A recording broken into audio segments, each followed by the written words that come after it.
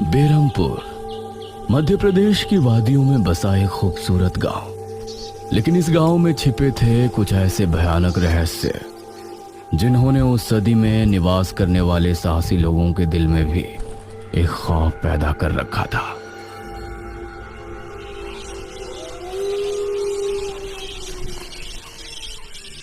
आज तो बहुत दिनों के बाद मित्रों से मिलना हो रहा है, बहुत आनंद आएगा। अरे मदन, कहाँ जा रहा है इस समय? पिताजी, मेरे मित्रों से इतने दिनों बाद मिलना हो रहा है। वो सुबह होने पर वापस नगर चले जाएंगे। अरे तुझे पता नहीं क्या, आज शनिवार की रात है। आज के दिन निशिर मोलो गांव में घूमते हैं। पिताजी, चाहे निशिर मोलो आए या नरकासुर, मुझे आज मेरे मित्रों से मिलने से कोई नहीं रोक सकता। ठीक है, लेकिन ध्यान रहे, जैसे ही तुमको उनके कदमों की आहट सुनाई दे और उनका वो मंत्र जिसको वो दोहराते हुए आगे बढ़ते हैं, तो उन्हें बिना देखे किसी ऐसी जगह छिप जाना जहां से ना वो तुमको देख सके ना तुम उनको। और जब तक उनकी आवाज आना बंद ना हो जाए, उनके सामने नहीं आना। वो 4 भयानक आदमी होते हैं जो अपने कंधों पर एक ताबूत को उठाए होते हैं, और अगर कोई उन्हें देख ले तो वो जिंदा नहीं बचता।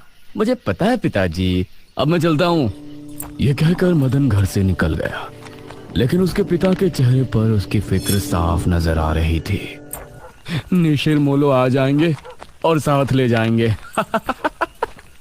ऐसा लगता है कि हमारे गांव के लोग अभी भी दूसरी सदी में जी रहे हैं। वो तेज तेज कदमों के साथ आगे बढ़ रहा था। कुछ देर बाद उसे जंगल की तरफ एक पगडंडी वाला रास्ता नजर आया। यहां से जाऊंगा तो जल्दी पहुंच जाऊंगा, यहीं से आगे बढ़ता हूं। बिना ज्यादा सोचे वो जंगल के अंदर बने उस पगडंडी वाले रास्ते पर आगे बढ़ गया।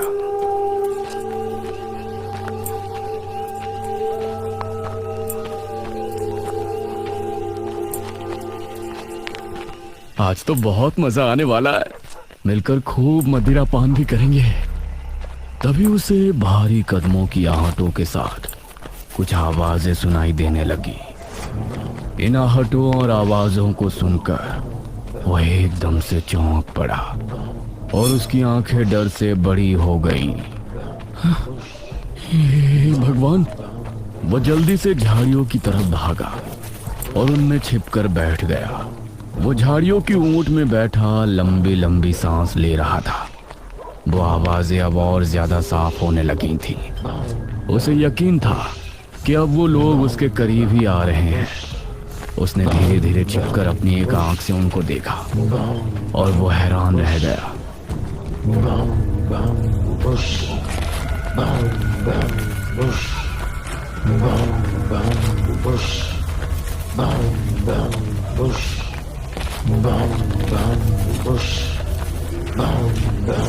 हे भगवान, मैंने इन्हें देख लिया। हाँ। मदन पूरी तरह से झाड़ियों में छिप गया और कुछ देर अपनी सांस तक रोके वहां छिपा रहा। फिर उसने धीरे से झांक कर देखा तो अब वो लोग कहीं नजर नहीं आ रहे थे। हाँ, लगता है चले गए। वो वहां से निकला और दोनों तरफ देखा तो वहां कोई नजर नहीं आया। हाँ, शुक्र है भगवान। उसने एक कदम बढ़ाया ही था कि तभी उसे फिर से वही आवाजें अपने ठीक पीछे से सुनाई देने लगी। उसने एक झटके से पलट कर देखा तो वो चारों ताबूत वाले शख्स ठीक उसके पीछे खड़े थे।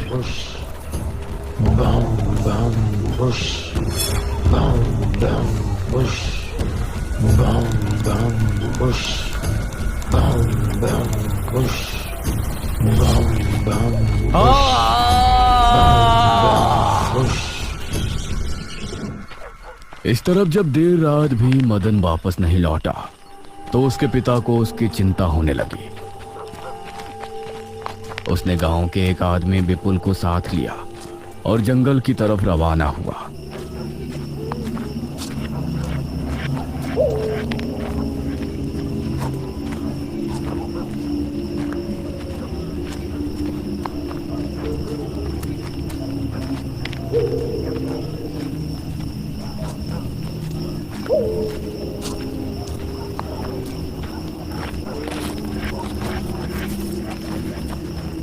काफी देर बाद एक बरगद के पेड़ के पास जाकर उनके कदम रुक गए और आंखें खौफ से फट पड़ी। उन्होंने मदन को रहस्यमयी परिस्थिति में पाया। उसके चेहरे पर डर और आंखों में खौफ ऐसा नजर आ रहा था कि जैसे उसने हादसे से पहले बहुत ही भयानक मंजर देखा हो। मदन! 400 साल बाद अंधेरा जंगल, सुनसान रास्ता, चारों तरफ सिर्फ पेड़ पौधे और कोहरा। मेघना उनके बीच अकेली खड़ी थी। कोई है क्या? यहाँ कोई है? उसने कुछ कदम आगे बढ़ाए। उसके सवाल का कोई जवाब तो उसे नहीं मिला, लेकिन कुछ टपकने की टप टप की आवाज अब उसे बराबर आ रही थी। मैं यहाँ क्या कर रही हूँ? कौन लाया है मुझे यहाँ पर? वो खुद को वहां पाकर बहुत परेशान थी। तभी उसने देखा कि कोई चीज उड़ती हुई उसी की तरफ आ रही है। वो उसे हैरानी से देखने लगी। पास आने पर पता चला कि वो कोई विशालकाय भयानक पक्षी था। बचाओ! मेघना उससे बुरी तरह से डरकर भागने लगी और वो उसका पीछा कर रहा था।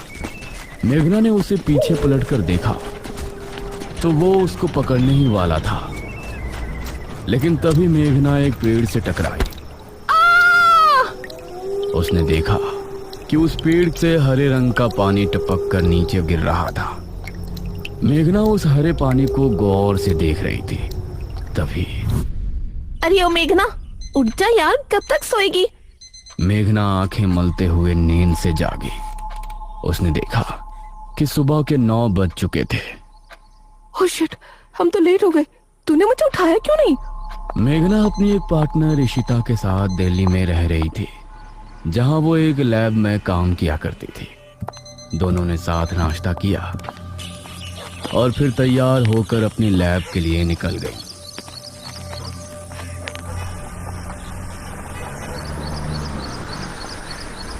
तेरा ऑमलेट खा खा कर मेरा पेट खराब हो चुका है। रोजाना कच्चा ही बना कर दे देती है। शुक्र मना कि कच्चा भी खाने को मिल तो रहा है। तेरे भरोसे रहेंगे तो वो भी नहीं मिलने वाला। सोकर ही 9 बजे उठती है।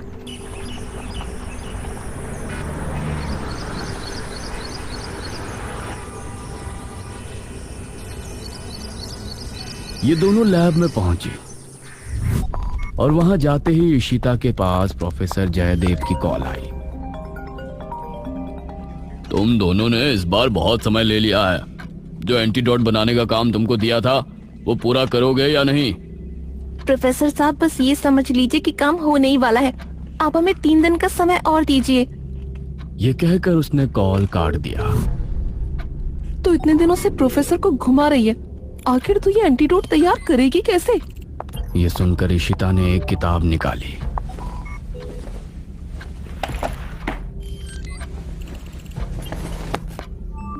यार देख ये किताब, इसमें बहुत से ऐसे लिक्विड के बारे में लिखा है जिनकी कहानी पुरानी दंत कथाओं और लोक कथाओं से जुड़ी है। तो तू कहना क्या चाहती है? मुझे इस किताब में बहुत ही अनोखे लिक्विड के बारे में पता चला है, जिसे मृत्युंजय। अरे देख तो सही, इस पेड़ से हर पूर्णमासी की रात ये हरा लिक्विड टपकता है। तभी मेघना ने देखा कि उस पन्ने पर किसी मृत्युंजय अमृत के बारे में लिखा था और उसमें ठीक वही पेड़ दिखाया गया था जो मेघना रोजाना अपने सपने में देखा करती थी। मतलब उस हरे पानी की बात ही इस किताब में लिखी थी। हे भगवान, क्यों हिला डाला ना, है ना इंटरेस्टिंग? मेघना ने कुछ सोचा और फिर जवाब दिया, हाँ तो हम दोनों कल ही बीरमपुर गांव के लिए निकलते हैं।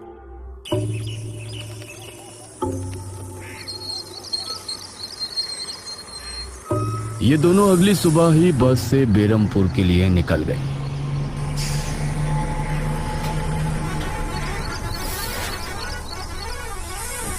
वैसे एक बात बता, तू मेरे साथ वहां जाने के लिए एक ही बार में कैसे राजी हो गई? मेघना ने सच को छिपाते हुए कहा, ऐसी अनोखी चीज देखने के बाद भला कौन नहीं होगा जो इसको देखना नहीं चाहेगा? ओहो, ये हुई ना बात। मैंने तुझे पार्टनर बनाकर कोई गलती नहीं की।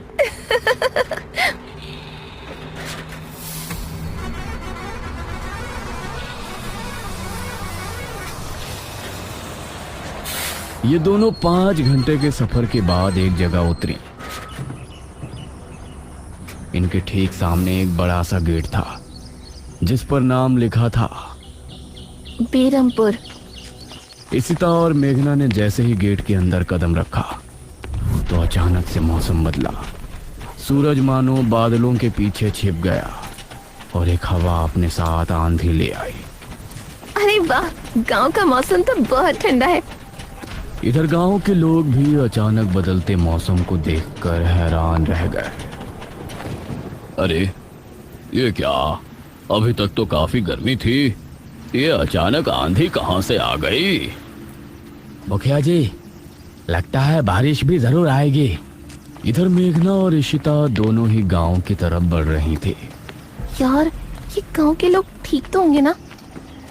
गांव के लोग तो ठीक ही होते हैं, अजीब तो हम शहर वाले होते हैं। ये बात तो तूने बिल्कुल पते की कही। इशिता और मेघना दोनों गांव के चौक पर पहुंची। वहां एक कुआं भी था और वहीं मुखिया भी 2 आदमियों के साथ खड़ा था। अरे बच्चियों, तुम दोनों कौन हो?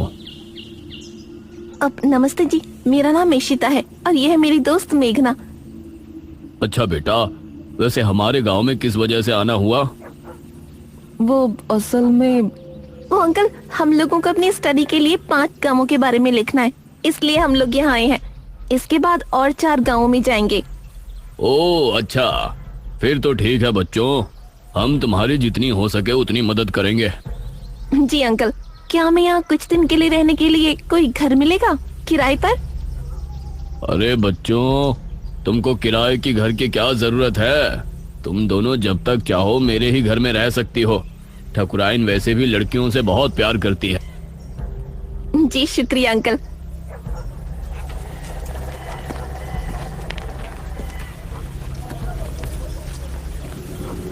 मुखिया इशिता और मेघना को अपने घर ले आया।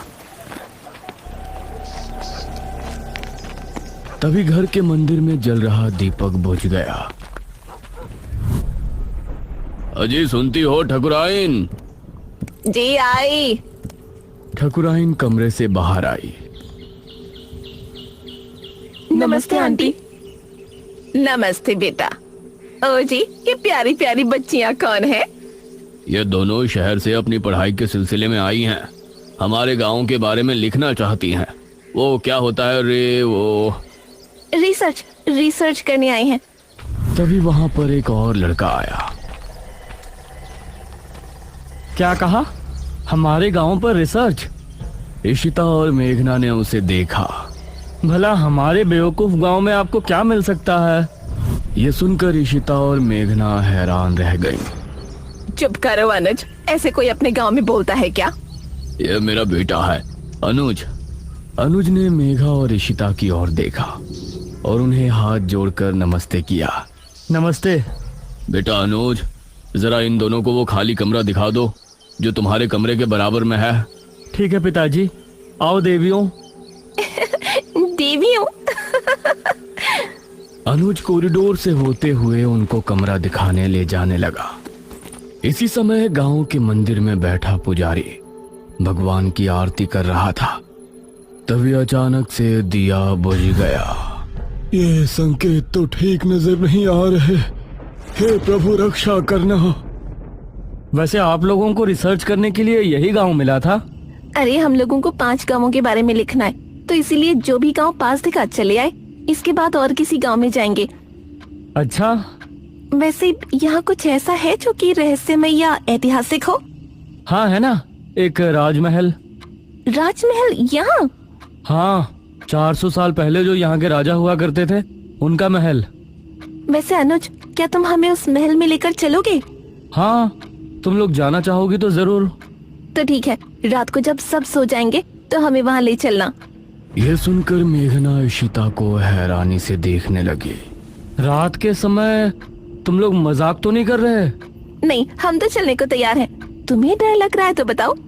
मेरा गांव है ये, मुझे क्यों डर लगेगा। ठीक है, ले चलूंगा, लेकिन पिताजी को और माँ को पता नहीं चलना चाहिए। ग्रेट, तो बताओ किस टाइम आ रहे हो? 12 बजे तक पिताजी और माँ दोनों सो जाएंगे। मैं उसी समय तुम लोगों को ले आऊंगा। हाँ सही है। ये कहकर अनुज ने उन्हें कमरे में छोड़ा और वहां से चला गया।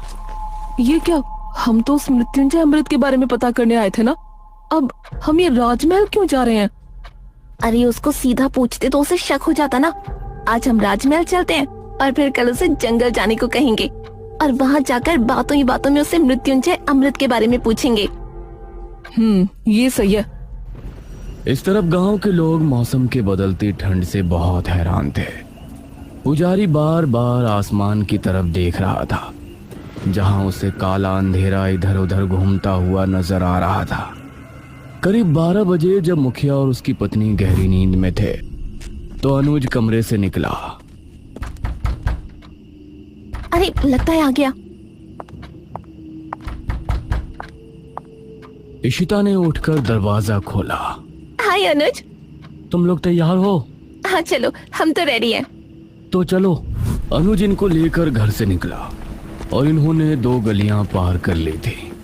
उफ, तुम्हारे गांव में हवा इतनी ज्यादा चलती है क्या? रोज तो नहीं चलती, लेकिन शहर की 2 लड़कियों के साथ लगता है उनके शहर का प्रदूषण भी आंधी के रूप में साथ आ गया। कुछ देर चलने के बाद ये तीनों एक बड़े से राजमहल के सामने खड़े थे, जिसे देखकर मेघना को कुछ याद आने लगा। ऐसा लगता है कि इस राजमहल को मैंने पहले कहीं देखा है। ये है राजमहल राजा सूरजभान का। वाकई में काफी आलीशान है। यह कहते हुए इशिता ने अपने कैमरे में उसकी एक फोटो ली। हमें खिड़की से अंदर जाना पड़ेगा, इसका दरवाजा सालों से जाम है। ये तीनों एक खिड़की के रास्ते राजमहल में पहुंचे और वहां की हर एक चीज मेघना को जानी पहचानी लग रही थी। इस तरफ गांव में आंधी का बहाव बढ़ने लगा था। सभी अपने अपने घरों में आराम से सो रहे थे।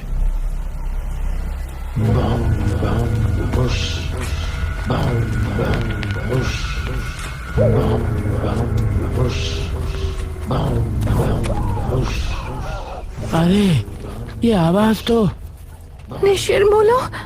गांव के सभी लोगों के दिलों में खौफ उतर आया। उसी समय मुखिया के कमरे में गांव का पुजारी हड़बड़ाता हुआ पहुंचा। मुखिया जी उठिए। मुखिया चौंकता हुआ नींद से जागा। क्या हुआ पुजारी जी, इतनी रात में आप? गांव में निशीर मोलो की आवाज गूंज रही है, सब बहुत डरे हुए हैं। पुजारी जी, ये कैसे हो सकता है? निशीर मोलो यहाँ कैसे आ सकते हैं? वो तो कई सालों पहले सो गए थे।